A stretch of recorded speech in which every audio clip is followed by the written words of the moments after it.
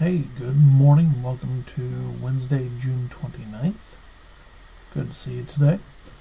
Today's reading will be Isaiah chapters 1 through 3. So as we go through Isaiah, 66 chapters, so it's going to take us 22 days. This portion of scripture isn't my favorite to read.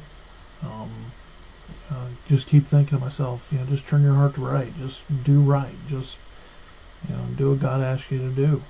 Avoid the coming punishment. So in this point in history, Assyria has become the world power. They're brutal, they're strong, they grow quick, and kind of go away quick. So coming up in the next little bit of time, matter of fact, Isaiah is not necessarily in chronological order from 1 to 20. Assyria is going to carry away the northern kingdom. A king will still be left, and some people will still be left around. It's not like everybody's gone, because we're going to see some of the kings pop up here in a couple chapters. But God stops Assyria from attacking Judah, most of Judah, and Jerusalem.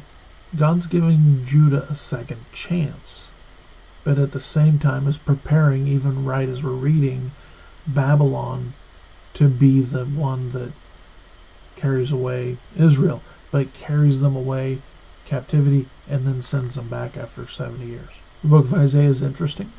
Well, of course, there are those that insist wrongly that Isaiah is written by even 2, maybe 3 different Isaiahs. They contend that the first 39 are different than the second 27.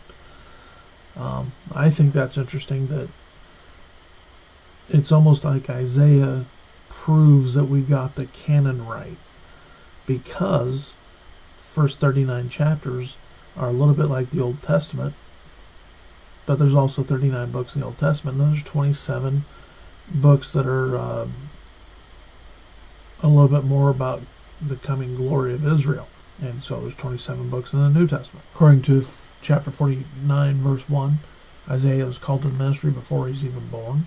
Key verses are going to be Isaiah chapter 9 verses 6 and 7, foretelling Christ's birth and his different names and roles. Keyword might be salvation, mentioned 12 times.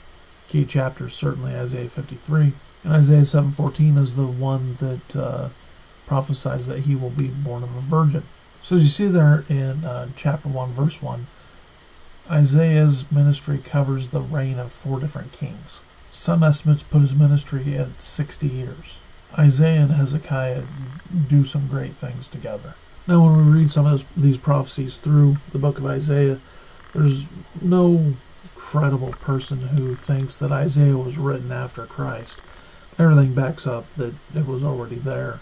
And so we're going to cover some pretty amazing stuff through this book. And then you see there in chapter 2 where there's restoration, and then it talks about judgment again. Chapter 3 is kind of interesting. There's some things in there that might make you a little mad. But God points out some judgments, and one of the most misused verses in Scripture is in chapter 3. Look at chapter 3 verse 4. It says, "And I will give children be their princes, and babes shall rule over them." This is quoted quite often by people who don't know context.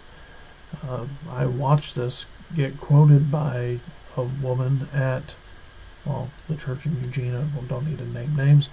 And after the kids got done singing, "Oh, it's truly wonderful, and truly a babe shall rule over them." This is a curse, not a blessing. All right, so there's the first 3 chapters of Isaiah. Looking forward to going through this slowly with you, just like with the other books, slowing down a little bit, catching the stuff. All right, looking forward to seeing you tomorrow. Have a great day.